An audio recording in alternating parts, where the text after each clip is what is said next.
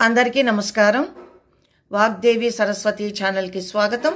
నేను విశాలక్ష్మి శిష్ట. మనం సంపాదించినదంతా మనం చనిపోయాక కూడా మనతో తీసుకుని వెళ్ళవచ్చు. ఆశ్చర్యపోతున్నారా? అవును, మీరు విన్నది నిజమే.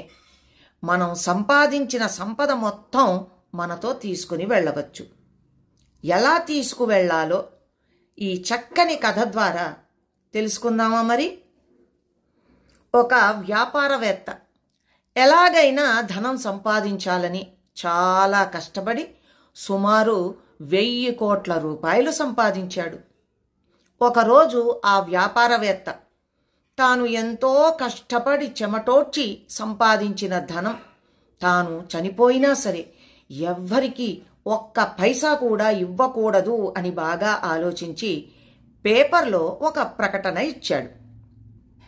ఏమని అంటే, ఎవరైతే నేను చనిపోయిన తరువాత నా డబ్బు నాతో తీసుకుని వెళ్ళే సులువైన సలహా ఇస్తారో వారికి 10 కోట్లు ఇస్తా అన్నాడు. నెల గడిచినా ఎవ్వరూ రాలేదు. అప్పుడు మళ్ళీ 100 కోట్లు ఇస్తానన్నా ఒక్కరు కూడా రాలేదు. దాంతో చాలా బెంగతో చిక్కి సెగం అయిపోయి ఉండగా ఒకరోజు ఒక జ్ఞాని వచ్చి, నేను మీ డబ్బు మీకు చనిపోయిన తరువాత కూడా మీకు ఉపయోగపడే సులువైన సలహా చెప్తాను అన్నాడు. అప్పుడు ఆ వ్యాపారవేత్త ఎలా అని ప్రశ్నించాడు. దానికి ఆ జ్ఞాని ఆ వ్యాపారవేత్తతో, మీరు అమెరికా, ఇంగ్లాండ్, జపాన్ వెళ్ళారా అని అడిగాడు. దానికి ఆ వ్యాపారవేత్త వెళ్ళాను అని చెప్పగా, అమెరికాలో మీరు మీ రూపాయలు ఎలా ఖర్చు చేశారు అని అడిగాడు ఆ జ్ఞాని. దానికి ఆ వ్యాపారవేత్త, మన భారతదేశ నోట్లు అమెరికాలో చెల్లవు కనుక నా రూపాయలను డాలర్లుగా మార్చి తీసుకొని వెళ్తాను. అదే ఇంగ్లాండ్ అయితే పౌండ్గా, జపాన్ అయితే యెన్స్గా, ఇలా ఏ దేశం వెళ్తే ఆ దేశ కరెన్సీ కింద నా రూపాయలను మార్చి తీసుకుని వెళ్తాను అని అన్నాడు.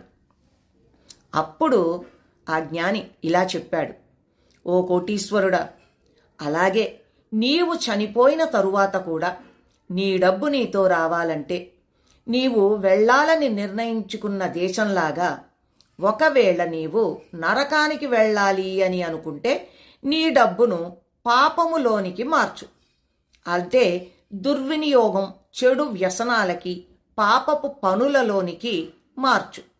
లేదా ఒకవేళ నీవు దేవలోకానికి వెళ్ళాలి అని అంటే నీ డబ్బుని దాన ధర్మములు చేసి పుణ్యంగా మార్చుకో అని చెప్పగానే ఆ ధనవంతునికి జ్ఞానోదయం కలిగి ఆ జ్ఞానిని 100 కోట్లు తీసుకోమన్నాడు.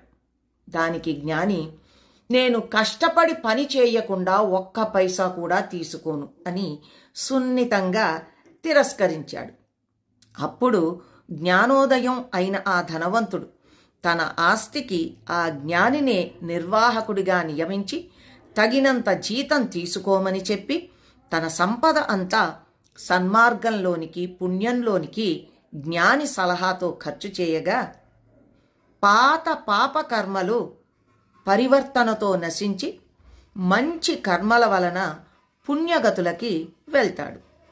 ఇదండి మానవుని సంపద, మానవునితో వచ్చే విధానం. మనం కష్టపడి సంపాదించింది మంచి ధర్మ మార్గంలో ఖర్చు చేసి పుణ్యంగా మార్చి మనతో తీసుకుని వెళ్దాం. అలాగేనా?